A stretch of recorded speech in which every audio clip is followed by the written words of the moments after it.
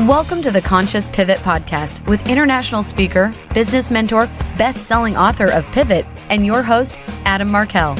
The Conscious Pivot shares the stories and wisdom of people who have successfully reinvented some area of their business and personal life. You'll gain powerful insights into how you can fully embrace new opportunities, increase your performance, and master the art and science of innovation and resilience.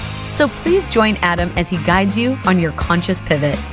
Hey everybody, welcome back to another episode of the Conscious Pivot Podcast. I'm your host, Adam Markell, and I feel just blessed to be here with you all today. I feel really energized actually this morning. I've been kind of recovering from a business trip last week. It took me to the East Coast, and I don't know what it was. I don't normally get wigged out by a little 3,000-mile trip, but I gave a lot. I was in the role of a business mentor with a number of entrepreneurs, both experienced and some kind of startup and side pivoting, side hustling people. I just gave a lot. I don't know. It took its toll on me because when I got back, I was super exhausted. But today, my energy has returned. my enthusiasm is right back. And I have the perfect guest on the show today to match that, because this is a woman with this, I can already tell, dynamic energy. She's done amazing things in the world. I'll share a little bit more about her and read her bio in just a second. But I want to ground myself and also help us to all ground wherever we are right now. I'm sure the life is, as it typically is, active, dynamic. I hate the word busy, so I'm not gonna cast that one on anybody. But we've got a lot going on, and never a moment in my day where no matter what's going on, I can't benefit from a deep breath. So I'm going to take a deep breath right now. I invite you to do the same. Whatever it is that you're up to, create some space for yourself to just breathe deeply, be present if you like. Enjoy the fact that you don't have to do anything right now. Perhaps you could just listen. You could just consume this, whether you're watching or you're listening as you're driving or on the treadmill, or whatever you're doing. You can just be easy. And let this conversation that we're going to have be of benefit to you. And that's my intention and my hope, that it is of some high benefit in your life. So Lauren Handel Zander. Did I screw that up? Did I say, did I do it? Handel, right? Right. So yes. funny. And right before we started, I asked Lauren, I said, oh my God, tell me how to pronounce your maiden name. So Lauren Handel Zander is the co-founder and chairwoman of the Handel Group, an international corporate consulting and life coaching company. Her coaching methodology, the Handel method, is taught in over 35 universities and institutes of learning around the world, including MIT, Stanford Graduate School of Business, NYU, in the New York City public school system. I had a little stint as a teacher there, and I went to NYU, so you and I can catch up on that in just a minute. Lauren is also the author of Maybe It's You. I actually have a copy of that book on my desk, which I'll hold up in just a moment. Cut the Crap, Face Your Fears, Love Your Life. Man, that is an awesome subtitle. Published by Hachette Book Group, April 2017, so it's a recent publication. A no-nonsense practical manual that helps readers figure out not just what they want out of life, but how to actually get there. Actionable book. That's way cool. She has spent over 20 years coaching thousands of private and corporate clients, including executives at Vogue, BASF, and AOL. Does AOL still exist? Ha ha. I don't. It's like how old that paragraph is. Lauren has been a featured expert in the New York Times, BBC, Forbes, Women's Health, Dr. Oz, and Marie Claire. And she is a regular contributor to Business Week and the Huffington Post. Lauren, that is a beautiful bio. And it shows that it's better. I could even do better now. I keep going. There's a lot going on. So my question for you is, what do you want people to know about you that's not written in that bio?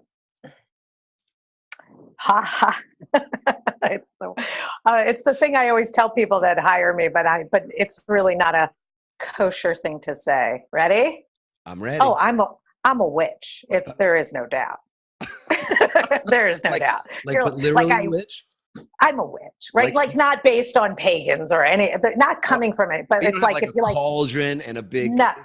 stick or anything like that? I have been known to create rituals that absolutely work and make you make rituals that will absolutely work. I don't need some old book of any sort. I have no past from it.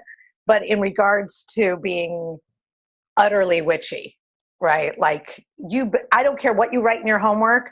I will figure out your lie in like 10 minutes, right? Like, do not get on the phone call with me thinking you're going to hide your mistress. I'm sorry. Don't. Right? Like, don't, like, I'm sorry. Don't come near me if you think I'm not going to figure it out in 10 minutes. Oh man, there are people literally running for the aisles of wherever they are. They're going, I don't know. Can she figure it out if I'm on the other side of this podcast and she can't see me? I'd hang up. I would. I'm a little scary. It's scary. It's actually a good scary. I work for the good guys. I only work for the good guys, which is why I have many warning labels. And right. You know what? It's important actually that you think about it, that there's a big responsibility in having gifts. I mean, I just going to segue into something that's coming up for me, but we all have gifts. Yeah. Everybody has their own unique gifts. It's true. And they come with responsibility. So for example, if you're the kind of person who has that type of a gift, or it probably ought to come with a warning label. And certainly there's a big responsibility in that. Oh, yes. It's so that's the, like, you know, and I also can't not tell whatever comes into my mind. That's the truth. You're like, what's the interesting thing, and not in the book, that you tell anyone who ends up really dealing with you that, you know, nobody will know. And I'm like, hello, witch. That's what I always warn people. It's hysterical. That was the answer. Well, it's good warning for me to know that basically AKA she has no filter. This is good. I have no filter. I will manage my clients' secrets to the day I die. I will go to the grave with them. But other than that, so confidentiality lives lives within.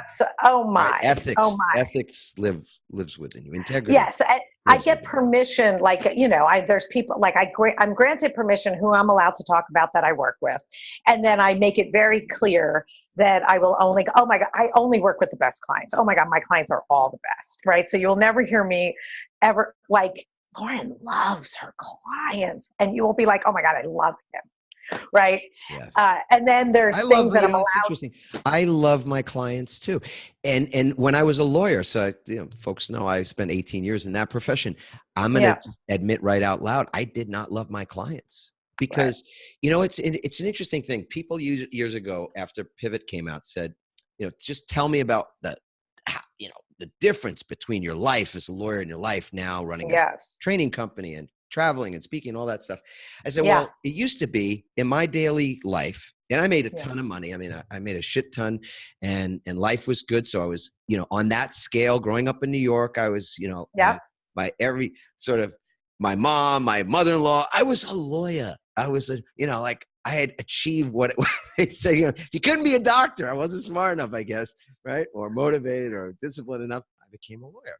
No, not the lawyers out there, but we all know what I'm talking Excuse me, I was raised by a lawyer who built a law firm, but actually was someone who loves being. He's 82 years old, and if you're like, where is your dad right now? I'm like, he's still practicing. He's in the office. Of course he is. He loves it. Oh my God. Well, he may not resonate with what I'm about to say. Agree with what I'm going to say. I would never have said resonate in a court. Judge, I don't resonate with what you just said. It's like, Mr. Markel, you know, you might want to go take a shower and come back. Right? Yeah. Wake up and come back. But anyway, my clients I would see the worst in them so often. And the difference between I would spend my days then and now I spend my days, I see the best in people.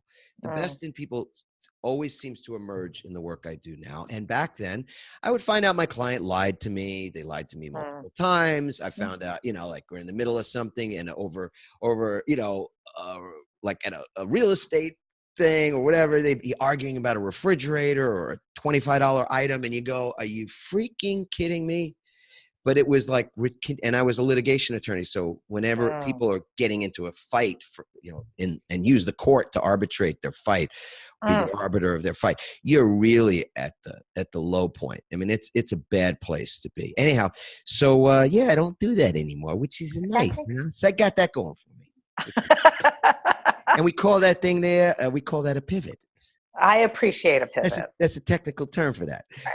I agree. So I agree. And I you've help had a people pivot or two? You've had a I pivot or have two in your life? many pivots. I would say many. Of course. Of So let's dig in. course. Let's dig in. Yes. Sometimes we have to take this little, sort of a delicate path to find that we find the sinkhole and along the way. With you, we're not going to do that. We're just going to parachute right into that. All right. Sinkhole. So I have a very big work pivot that, like, I've had 2 big work pivots in my career, and that's pretty much it, but big ones. And then I have a love life pivot that was also pretty record performing. What Nice. would you like? What would you like? Well, 1 from column A, 2 from column B. Okay.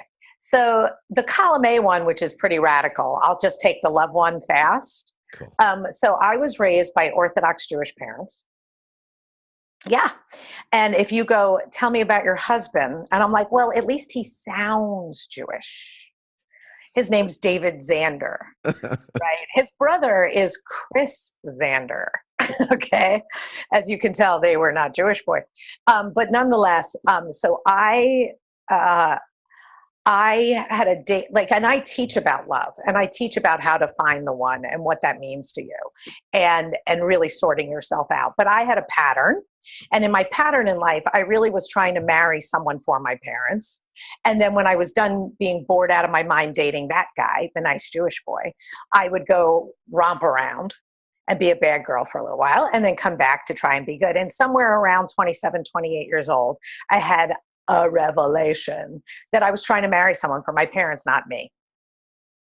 And I honestly, you had that revelation before you married the guy, right? Oh, I broke up with my parents. I actually had to sit down. Oh, this is pivot where I brought my parents together and truly cried before I had ever met anyone, and said, I have to break up with you guys. I love you with all my heart, but I can't promise to marry someone to make you happy. And I want to, but I am like weird. I am so weird about dating that I know who my big problem is I'm trying to please you people. And I don't care about being Jewish the way you do. Like, I don't care. How am I supposed to do this for you? Like, I swear to God, I have to break up with you people. Let's have the fight now. You know how much, there's a lot of self-awareness in what you just said. I know you said it in a funny way and kind of offhandish. No, it was very There's a lot of people who don't come to that realization until they've been divorced at least once and they're in their 40s, and they look back and go, holy shit, for 20 years I've been living someone else's life or someone else's lie. And that's rough. So good on you that you're 28. 27. 27. Oh, 27. Well, boy, you're really. I was trying because that was the year I did meet my husband, right? Like, literally after I broke up with my parents, I know this is going to sound like it was magic. I was witchy. Yes, we'll go back to that. Within 3 weeks, I met David Zander. Yeah. And then I am with the love of my life, right? Like, it's 20 some odd years later, 3 babies, still, playing with my husband like he's the cutest thing that ever lived. Yeah.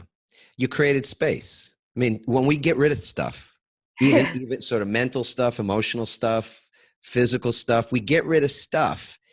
It creates space. And we know the way the universe, and this is not the woo-woo side, even though I'm on the West Coast, so I'll have fun with that with you. But it really is a universal law that you can't have a vacuum. The universe always rushes to fill things, to fill a vacuum, to fill space. So that's why space is so creative. And when we don't have any freaking space, it's no wonder why sometimes we can feel stuck, in all those different areas. Yeah. So when you broke up with your parents, you created a little space for the guy to show up, right? Well, and I had also not been telling the truth for about 20 years, right? Like, I was lying, and I knew it felt Since correct. Since 7, you were lying? You were a 7-year-old liar? I've been trying to date. I was always dating. I was always trying to date someone to bring home to my parents. It was literally what it really wasn't ingrained. Like, the only way to make my parents happy was to date a nice boy. So even the kid that you're going to play doctor with, you said, hey, listen, if I'm going to play doctor, I got to play doctor with a nice Jewish doctor. No, my pattern was very strict. Next door was the family from Yugoslavia that I thought was hot. And the other one were the Jewish boys, where I was not that impressed. right? One felt like a cousin and one didn't. Yeah. Okay. That's a good distinction there. All right. So this is the relationship pivot. Is that? That was a very big relationship pivot that Yeah. I've been smooth sailing ever since. And then in regards to my career, there was two pivots. The one when I was 22. So I got a degree in environmental science from George Washington University. I was an environmental studies major. I was save the trees, kill the people. Okay, and the more I cared about the environment, the more unhappy I was to be alive a little. Like something was really like I was mad at society, mad at people. Like the more, it makes sense. Like, and I got the job of my dreams and was really unhappy. And then had this revelation, honest to God, 22 years old, had a revelation crying that the trees weren't the problem. It was that people couldn't see the trees. Right. And that I was working on the wrong issue. All right. So say all that together. again. Yeah. I want to let that drop in for myself and for others that are, that want to. So the revelation I had was I was so mad at humans for burning or not taking care of the trees, I was so mad, and I was trying to save the trees. But the more I tried to save the trees, the more I was pissed at the goddamn humans. Yeah. And truly, was like I was so not happy no matter how much, because it just was never going to be enough. And then I had a revelation, like this couldn't possibly be my dream because I'm hating, like this makes me hate. And then I had the revelation that the trees are fine, like the trees are going to be fine. It's the humans that are going to die. It's the humans that don't see the trees. I'm mad at, and I'm not fixing the thing that has the problem. I'm not helping humans see the trees. And it was like a mess because my poor daddy paid for college. I was full of shit. I went from like, I'm an environmentalist to like, I want to work in self-help. Trust me, they didn't exactly line up as well as I can pitch it now. Yeah. Yeah. Interesting. So that was me. So this is a pivot that takes place while you're in college, or it happens afterwards? No. I got my dream job. I was working at the United Nations Global Environment Facility. Like I had arrived I had done it's like getting a job at McKinsey, right? It's like you finally arrived at the place you thought it was always meant to be. And I was miserable. I mean, I'm not miserable, hated the work, hated needed a cigarette, right? Like really unhappy. Yeah. And How then long did you stay in that state before it got to be, the pain was great enough to do something about it? Probably around 18 months. Within 2 years, I really was okay with, you know what I did? When I realized I was miserable, I filled out an application for the Peace Corps and said, I'll either go to the Peace Corps, like I'll either get out of Dodge and I didn't want to go to the Peace Corps, just let's be clear. But I'll go, or I better come up with a better answer before that. Yeah. And so I went to work. I found the only self-help company I'd ever heard about at Who's the that? time. I don't like. I ran away. That's no, okay. thank you. My line is I ran away. I don't really talk about my I don't want to talk about it.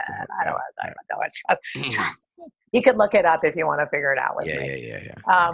But nonetheless, I worked there for a bunch of years till I ran away screaming and decided I'd rather help one person at a time to see if I could actually make change and really start to develop, because nothing was comprehensive enough. Nothing was actionable enough. Nothing. Okay. So then here's my next pivot. So I left, went out on my own. I don't even count that as my pivot.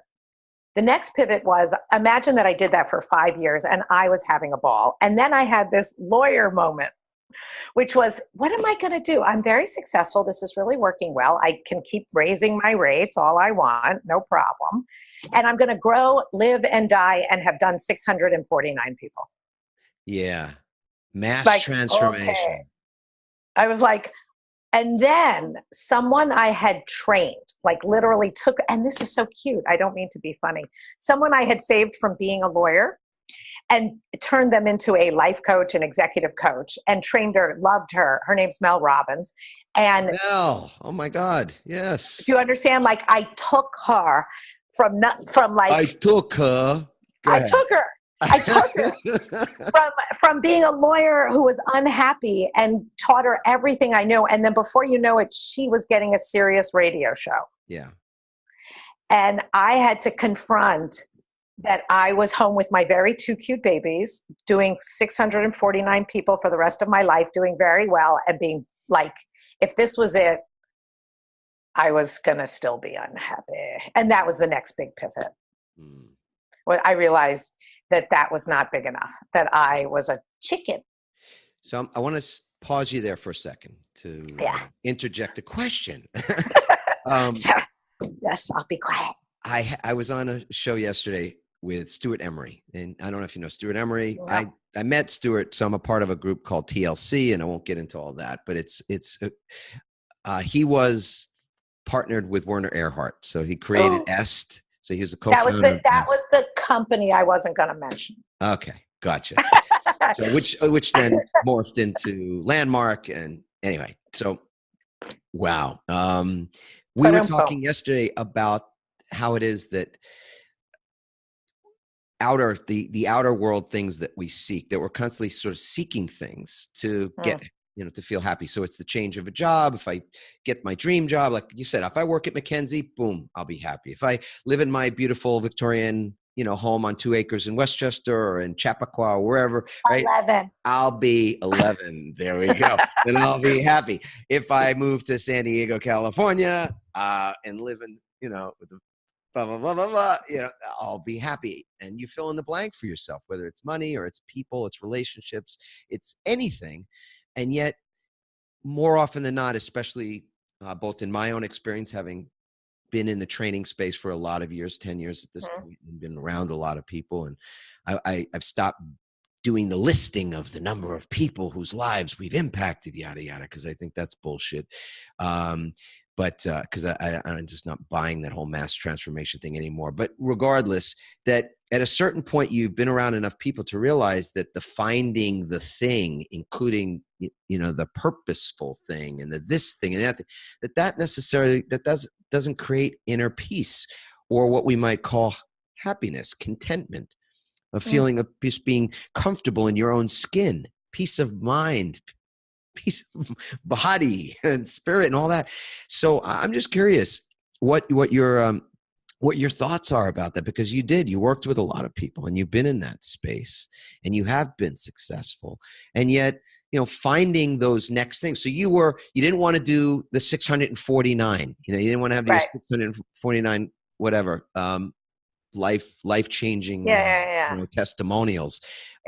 You wanted something else. I mean, have you pivoted into thing, or was there? I'm doing great. Whether it was much that big pivot. So that pivot, right? If I wasn't going to be a chicken and I was going to dare to do my greatest dream on earth, right? I would build the company I'm in the middle of building now, right? So weather's great. Jumped into the vortex, left, and What year was that when you left? 2005. 2005. Okay, got it. Yeah. And I'm in love with what I'm building. I'm in love with who I get to reach. I'm in love with what we get to, like, it's break into education, teach real life. Okay. So I care deeply about teaching real life and language so that kids can talk, think, and interact. Right. So I did that. I'm doing that. And then my concept is do it at MIT and Stanford, not because that's where I care about doing it, though I'm very happy to be there. It's so that by the time I bring the method into where I'm teaching at foster care, so I want to close the gap on language from the top to the bottom, right? In the language that really matters, in being able to impact inner dialogue. So you go, right? And so and then get to the richest companies in the world, find the best people in the world who can make the difference. And then, you ready for something very funny? It's my kind of humor. So I once had a vision, really witchy vision, where there was a huge turkey. Which involved Eye of Newt or No, nothing. There's a great shaman lady who does open heart in Costa Rica, no drugs, 9 a.m. And I am tripping, truly. No newts. Nothing. It's right. no newts. But she's quite a scene. Okay. You can't beat her. Okay. So anyway, I have a whole entire vision, and the vision really is, watch, it's kind of bizarre. A huge turkey, like for Thanksgiving, like the biggest turkey. And I couldn't understand why I saw the biggest turkey. Like, what? A turkey in my like dream state? And then what I got was there was a spatula that was made up of about 100 humans. Like there's the right 100 humans, and that you have to flip the bird. Because dark and meat, like the evil money is on top. You need to flip the bird. It's a spatula. It's the right 100 to 150 people that have the power and the money that are good. Get to them, Lauren. And flip in all ways. And flip the bird. Now, this is great because folks who are not watching this on YouTube, you got to go find this one. So, and listen to the end of the podcast. Go find it on YouTube. Right? Go to AdamMarkel.com. Find it right there. You got to see Lauren literally flipping the bird with both of her extended, right? dorsal you can really thin tell. fingers. Dark's on top, like evil's running the money. It's like it's not millions of people. It's not the turkey. You don't have to get to because I cry because I want to get to every little person, and that's not the problem. It's not every little person. It's who's in control. And so I am like, if you heard my roster of who I'm coaching and who my company's coaching and what we're doing and what we're infusing in them as different ways to think, take over their inner dialogue, have dreams for the world, right? Care, deeply care, right? We got some odds before the planet burns. We got a little time. We got maybe 11 years is what we got. I think we're going to I'm going for it. That's why meeting people like you is epic fun, right? So we're all in the same game. I'm going to hit you right between the eyes and say, so all that's great. And yes, and good on you in every way possible. Every way support possible. it. And so how lovely that we get to have this conversation and even reach that many more people with the idea that we could flip the bird. Why couldn't we? Of course. We are. We better. And, good guys. Let's go. This book's been out. Maybe it's you. I love this book. I'm just holding it up right here. So maybe it's Thank you. you. Cut the crap, Thank face you. your fears, love your life. I want to talk about the book in a second, but before we go there, how is that contributing to your own personal peace, to your happiness? Because I'm wearing a shirt that says "I love my life," and one of the part of the subtitle of your book was "Love Your Life." So it really is a big deal to us, given the fact that we know that suicide, whether people realize it or not, is a real issue. And it's not an issue among people that have mental illness or among people that you can't relate to on some level. It's an issue that affects all of us. I think there's a lot of people out there who've been impacted directly by suicide, and that might be that it's somebody in your family or some friend that you know. But it's also the fact that most people have thought about it at some point or have maybe even attempted it at some point. It is in many ways the things that are disturbing most people, I think, are really at the heart level, that we inside don't feel right. And that not right feeling is epidemic. I'm not saying we have an epidemic of people thinking about driving off the side of a road or something else. But I'll tell you what, everybody I've met where I've asked this question said, have you thought about it? Did you ever give it serious consideration, even for a moment? Most people say yes. And that's, I think, one of those things that we get to make a choice in every moment, how we experience this moment. And we either love our lives, even if we're in the middle of the shit, even if the thing that we started and we had all that energy about it. I mean, there's a lot of entrepreneurs that more than 1 billion people are freelancing or sidepreneuring these days. And people are working more remotely and will continue to do so. And there's lots of entrepreneurs. And we know that that is not an easy space to be in. Let's just call it right. Like, you're a successful woman. You've created a successful business. And I want to hear about exactly what you're talking about. And there's a lot of people out there that have started off with that. Yeah, baby, I'm going to change the world. Right. And I'm going to flip the bird to all the people that deserve to have the bird flipped to them. Right. Please. And they're running out of capital, or they're running out of energy, and they're exhausted.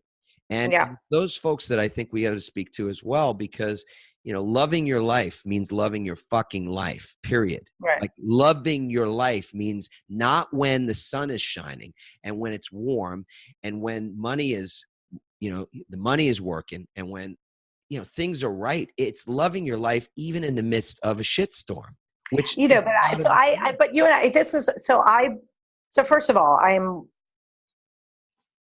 incredibly happy. Really, really. I was up at 5:30. I was at a spin class this morning with my sister and her husband, because, right. And so I was up at 5:30. Are they having marital difficulties? Not at all. We're like, 5 a.m. in a spin class with your husband. Oh my God. 5:30. 5:30. And then they picked up their sister-in-law, right? So, cool. And we're going on Sunday morning, right? So we're, you're abnormal is basically what you're about to tell me. I am the what I've built and what I teach, I preach, practice, and absolutely follow. And I really do think that the most important thing is, how do you love yourself? You respect yourself. How do you respect yourself? You respect what you do, right? You jerked off 5 times today. You're not going to like yourself very much, and you're going to blame your family, and you're going to blame your food, right? So there really is an inner dialogue. The whole book is about breaking into your own inner dialogue in 12 different areas of life. My shit is so comprehensive. It is a reaction to what no one addressed back in S days. Right? It was like none of that shit went deep enough to break into the inner dialogue to get a person to design their life, to design what matters to them. I don't need what matters to me to matter to you.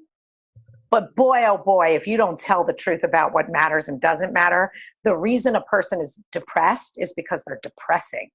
Why are they depressing? Because they're usually lying.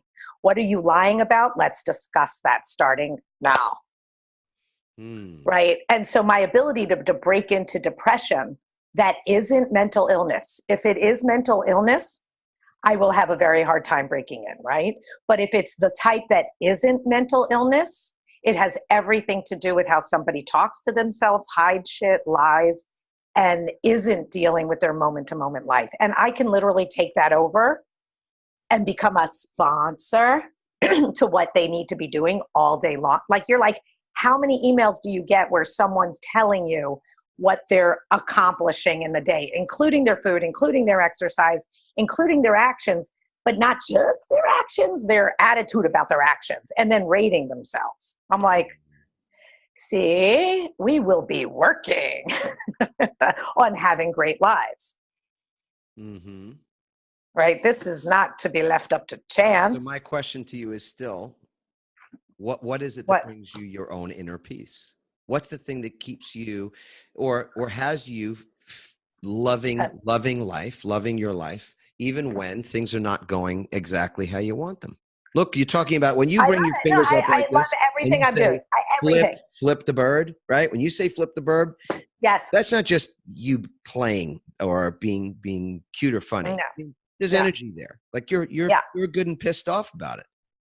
No, I had a whole new pitch for women. Ready? It's terrible. You want it? We should all have at it. Have it. Ready? So I was so upset about Kavanaugh and everything that's going on, like just so messed up. Like my goddamn world's a mess, right? And I was like, what does this make me feel like?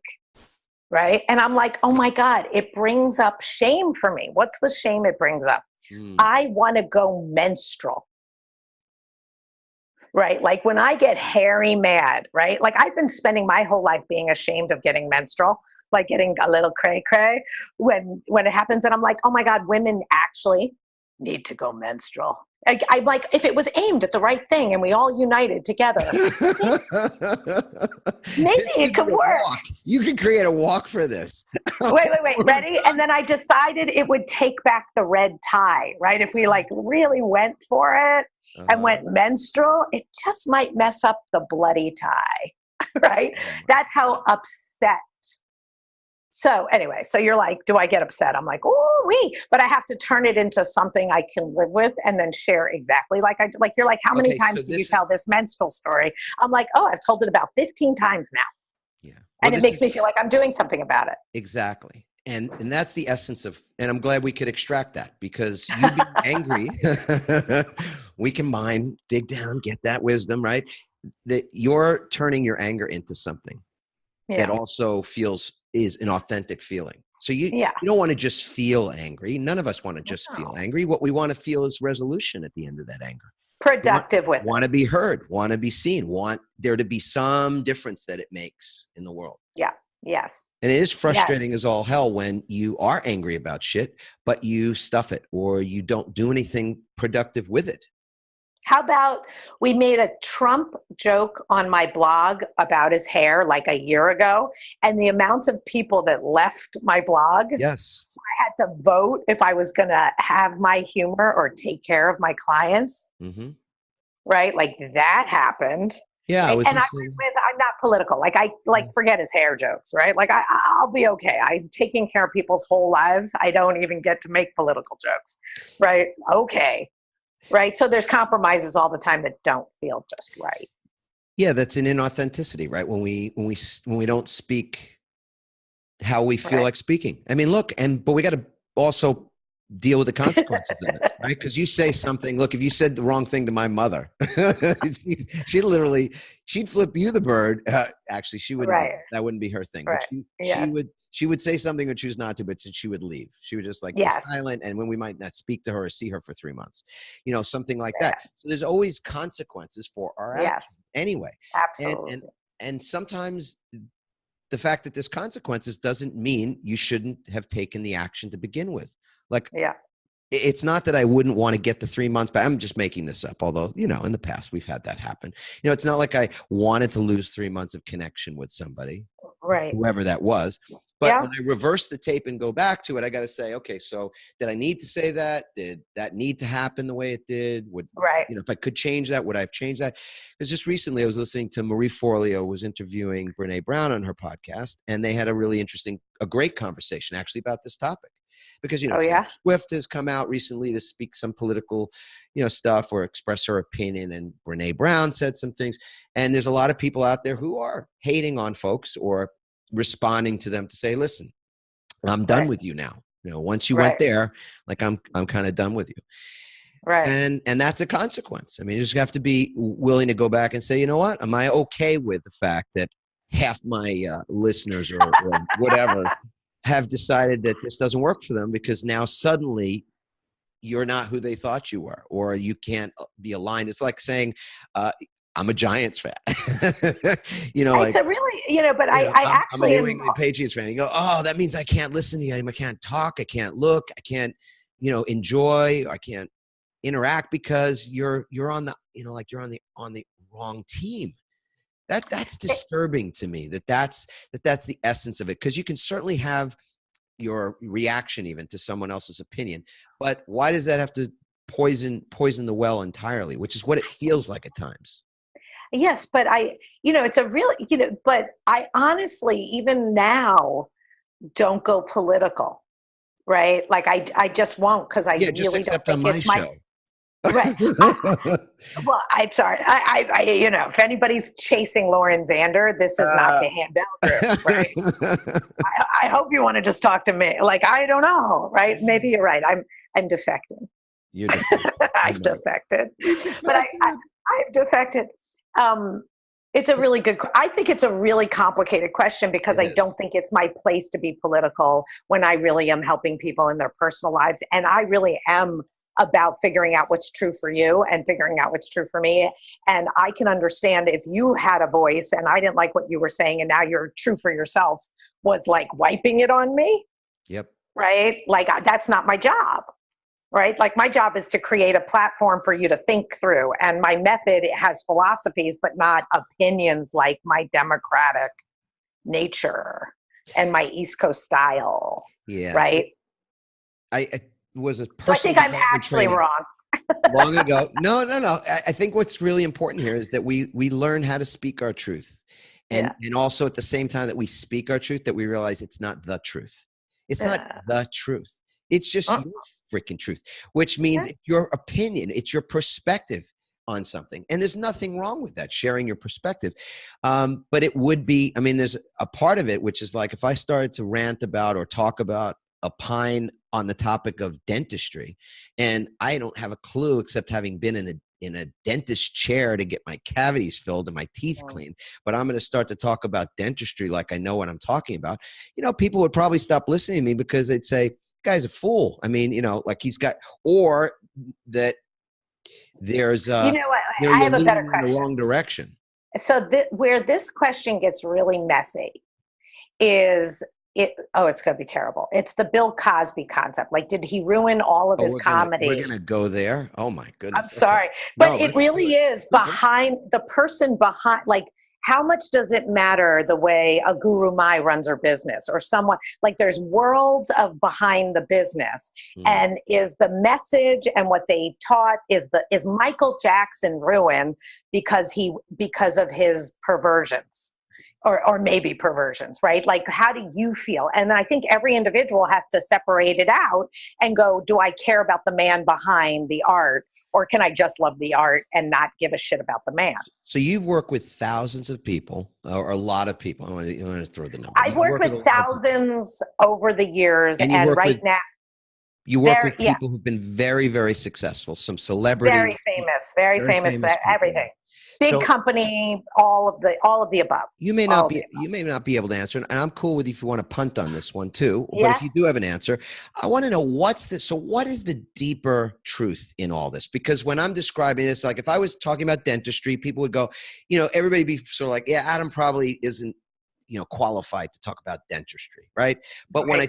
but if I was to talk about politics, and I have no clue about politics either, all I know is what Right. I've seen and what I've been told, and my what feels right inside all that. So if I do that, I talk about politics, not a lot different than me talking about dentistry.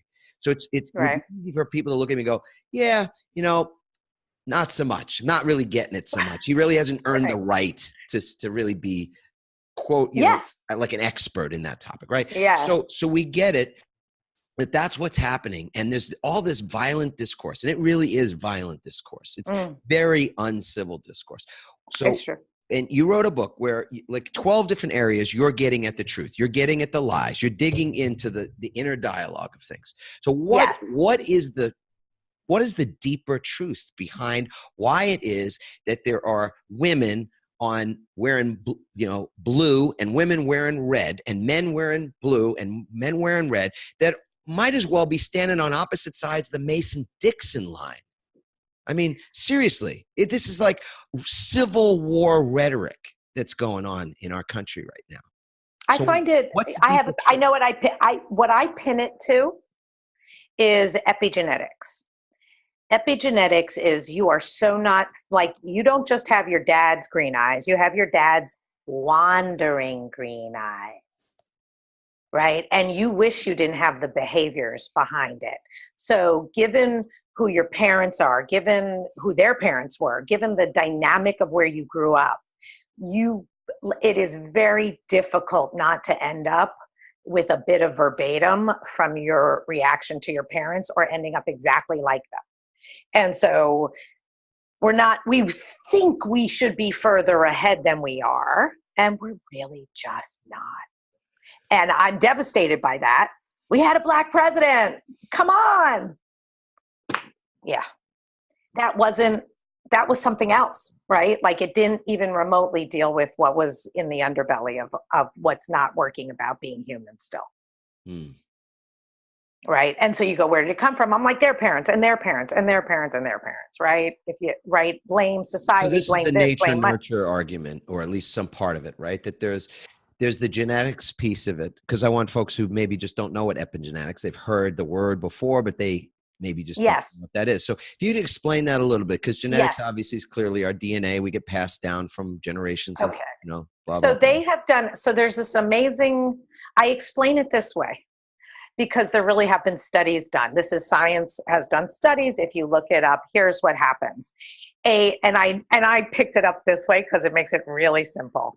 There is a little bunny rabbit watching its sister bunny rabbit get eaten by a bear. By that little bunny rabbit who hasn't had any babies yet. Okay? Not only knows to be scared of bears, but its babies know to be scared of bears. The bunny behind me who saw nothing, my brother who saw nothing, didn't get any of that. Right? So genetics are literally shaping as they're happening and learning as they're happening. So as you think, whether you know it or not, right? What happened to your parents, whether you know it or not, is infused into your DNA. Right? So as you're on your third marriage and you're like, wow, my dad had 4. Do you think I'm going for one more? You should be. So literally when I deal with humans, I make them go study their parents' financial situations. They're like, go find out, like you would want to know the DNA of their genetic, like, did they have cancer? Are they, able, do they are they diabetic? Whatever is going on in their DNA, you would go, I really need to know that. Well, I'm letting you know, you don't just need to know that. You need to understand their sex lives, their financial situation, their relationship with their siblings, how they fight with business partners. The Their more behavior. you know, but it's actually significant events in their life, right? It's the way they interact with Black people, with it's the way they come from, they see the world. You don't have it maybe, you have it some way or other, right? So if your dad's an alcoholic and you may not drink, but you're a workaholic. It isn't, do you have it exactly like he has it? It's how do you have it? Are you the opposite, some exact, or it's leaking into some other area of your life? The ability to start to play tic-tac-toe with your parents to yourself will spook you out. And if you think what's happening in your life didn't happen before somewhere in your lineage, the odds are that maybe it did in some variation, but not that far from the one. Yeah. And it's interesting to take a look at the things that have happened in your life that didn't work, so for example, if your relationships have been shit, and that's been the history, you haven't been able to keep relationships, or people have abandoned you, or they betrayed you, or you've betrayed people. There's the looking back, not only at why you made those choices, but where it is that other people that have been close to you in your life, influential people, made similar choices or created similar results. Is that what you're saying? And those don't have to necessarily even be your parents, but they could be your older brother or your grandfather or other people that you learned from. Here's what happened. I saved this is when it triggered me to start studying this. Many, many years ago, I saved a client who was trying to figure out if she should get divorced. We have the most beautiful divorce. We really figure out we're getting divorced, right? And very successful woman. Beautiful. Having a great divorce, husband, they're raising the kid together. It's fabulous, right? I get this witchy feeling that I don't know how she's doing. Where is she? I send a text. She's about to move in. Like, what's happening in your life? She's about to move in. She is a 37-year-old, very successful woman. She's about to move her 27-year-old Latin dancer into her who home. needs a green card into her home with her child. Like, I'm about to go. I am not okay. Okay. Like, you're back? How is this back? Okay, ready? That was not the problem. She gets to my couch, right? We're like, sit down. What's going on? I made her father was very happily married now with his 4th wife. Mom was on her very happily married with her 3rd husband. 3rd husband, it was like 17 years. 4th wife, really long time, actually figured it out in the end. Which one got the green card for somebody? Mm-hmm. The dad, Spanish, green card. The only thing different was it wasn't a dancer, right? And we literally stopped the train, right? And got her to see how spooky it was. She knew nothing about the depth of her parents' dynamics in love. That's not true anymore, right? It was like weird voodoo. That's how spooky epigenetics can be. That's when I started figuring out I better study this closer. Yes, it. In about 9 sentences, y'all should be spooked out. Indeed. You mentioned the word rituals earlier, so I'm Yes. very much a believer in the power of rituals, and Yes. rituals in particular for recovery. Yes. Because I think we're also epidemically, not genetically, but epidemically exhausted. I think we're living in a very exhausted world. In many ways, a world of burnout. So to me, it's not exhaustion that kills us. It's not stress that kills us. It's the lack of recovery from stress. Okay, got it. Leads to the things that ultimately make us miserable or exhausted or not well. What kind of rituals do you have? What are the things that you do on a ritualized basis to help you maintain? Very yourself? simple. Yeah. My favorite ritual, which I owe money if I do not keep it, right? So I could lose $20 a day if I don't do either side of this ritual. So before 10 a.m., I design my day. It's called a DD, design day. And I send it to someone. That's so complicated. DD? DD? Is it? Yeah, well, the acronym is very, very complicated. People are going to DD, it's my DD. Everybody I'm sorry. you should write that down right now. It's my design day. Okay, whatever. It's my default DD. day. It's either design or default. Without the design, what do you do? It just it's happens. A default. Yeah, it does. So, and it is not a to-do list. It is very much a magic list, a being list. Like, I have the best time today. Like, I ask for things. I play with things. I get laid by my husband. Like, my kids are happy. This one says something. So before I start my day, I create my day that way, and I send it. So many people send it to like their gang. I make sure I send it to one person who's my accountability buddy, right? Like, and then at the end of the day, before I go to bed, I literally, yes, no, yes, I like account for it. And if watch this is extra woo-woo, right? If there's anything I wasn't happy with, missed, or want to create, I think going to bed into your subconscious, right? I like going into bed thinking I had the best day, and anything I want to rewrite to happen that I say really happened that day, I write right before bed, and it's basically the last thoughts I have before I go to sleep. Beautiful. And if you go, could I keep track of my DDs and show you how the magic in my life has happened? The answer is yes. Like, I don't need anything else. I can make everything. It's like a playbook. I'm creating a playbook and designing my own playbook every day. And it includes whatever I want. And it includes getting up and enjoying getting up at 5 a.m. Yes. Even.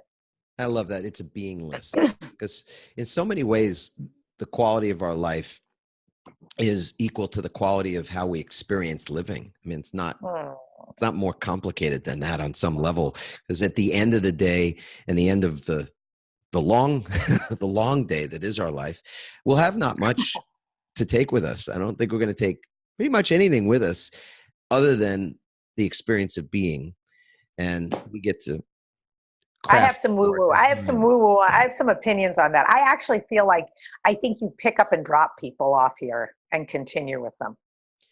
Well, I think we're eternal beings, so I don't think our light is extinguished, but our bodies certainly. I agree. But I really do feel like you meet people here that you can leave with, and you can dump people in this life that you don't have to take. Can you? Are you sure about that? I am absolutely. You can drop people off?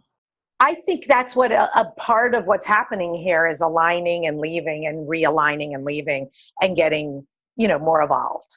Right. And yes, I do feel like I do feel like I have, not with your parents or your family, like not those people. They were like God's particular. You come with those, but the ones that are deep friends and relationships, right? You get to choose. Do you believe in forgiveness? Oh yeah. I teach it. I love forgiveness. I mean it. I mean it. To me, I think that's the way that we end, if we were to use the word karma, or the sort of karmic repetition of things, that people that you have real intense feelings for, either way, love or hate, Yeah.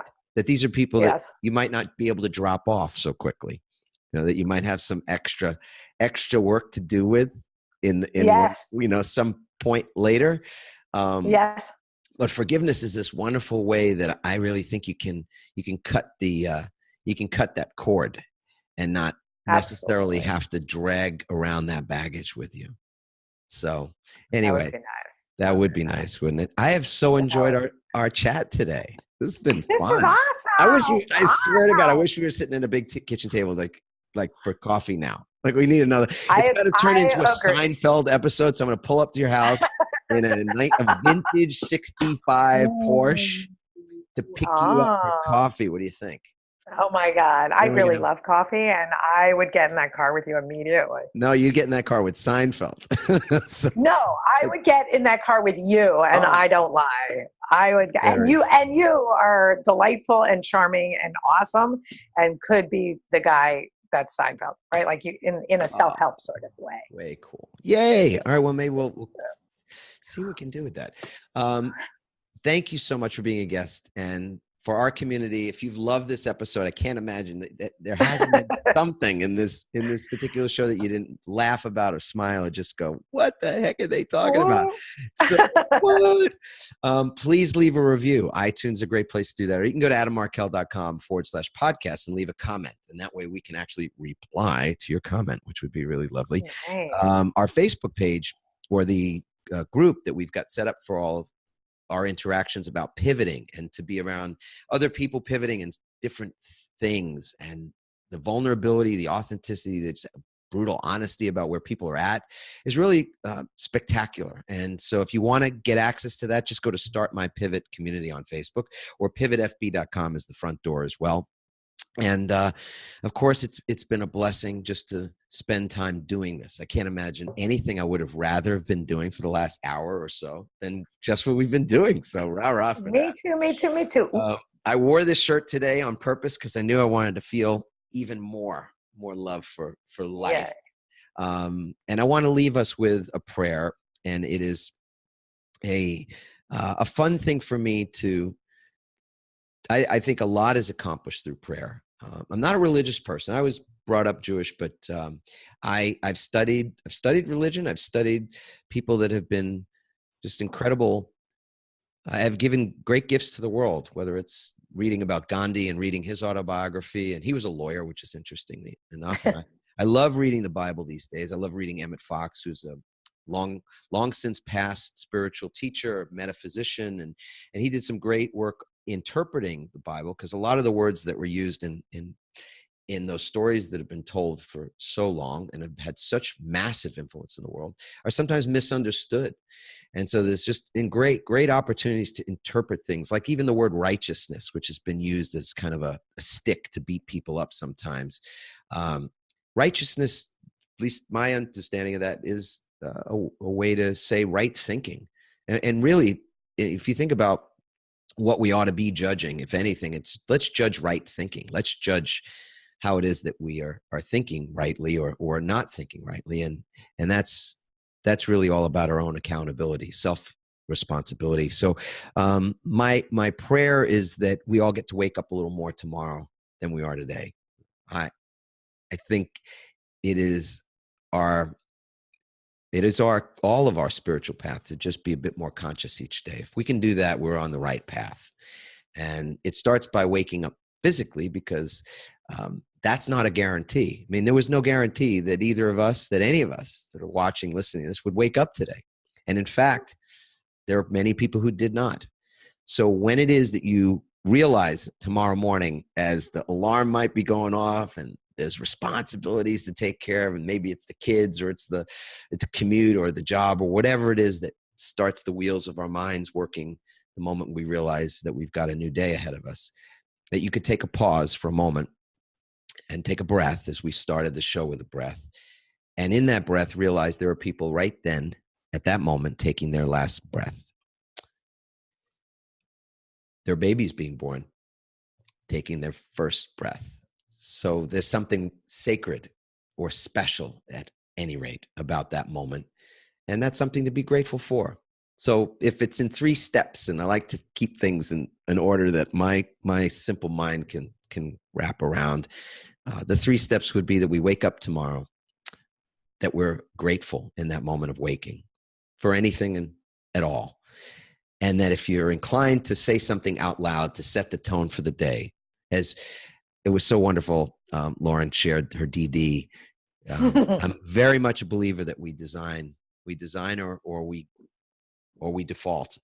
So the design for us could be tomorrow morning that we, no matter what's happening in our lives, that we love our lives, regardless. The good, the bad, and especially the ugly, that we still love our lives. So to say out loud, I love my life. I love my life. I love my life. I hope you absolutely have an incredible rest of the day, the evening, wherever it is we're finding you. And again, Lauren, thanks so much for being a guest. You were amazing. Oh my God, this was so much fun.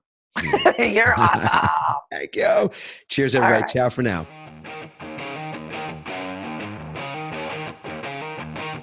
Thanks for listening, everyone. We hope you now have the tools and greater insights to navigate your own pivot. Help us inspire others by sharing this episode and leaving your comments over at adammarkel.com/podcasts. For more tips, strategies, and support as you consciously pivot into a new business and lifestyle you love, join our Pivot community on Facebook at pivotfb.com.